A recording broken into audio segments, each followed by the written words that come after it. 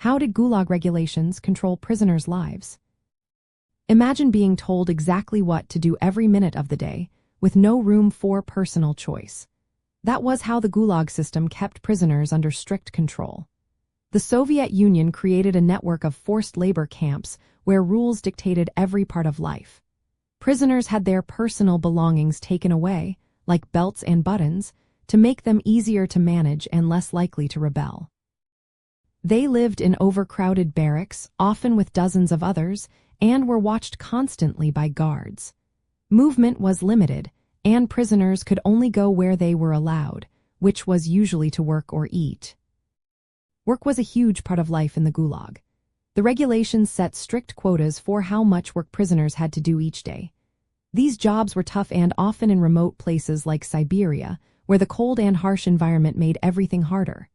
Prisoners worked in mines, on construction projects, or in logging camps, all under brutal conditions. Their food was also controlled tightly. Rations depended on how well they performed their work.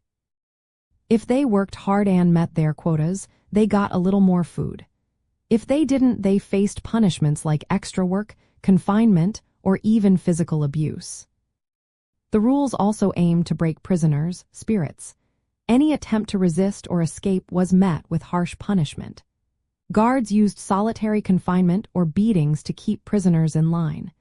The regulations made sure prisoners knew they had no control over their lives. They were treated as expendable resources, especially if they were political prisoners labeled as enemies of the state. The authorities saw these prisoners as obstacles to the Soviet Union's goals of rapid industrialization and political stability. These strict rules served two main purposes. First, they forced prisoners to work hard, helping the country build roads, factories, and infrastructure.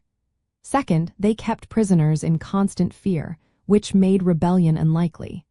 The regulations created a system where the prisoners' lives were completely controlled, from what they ate to how they worked and even whether they survived.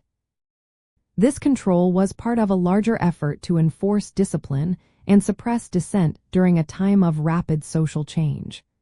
The legacy of these regulations still sparks debate today about the human cost of such extreme control and how it shaped history.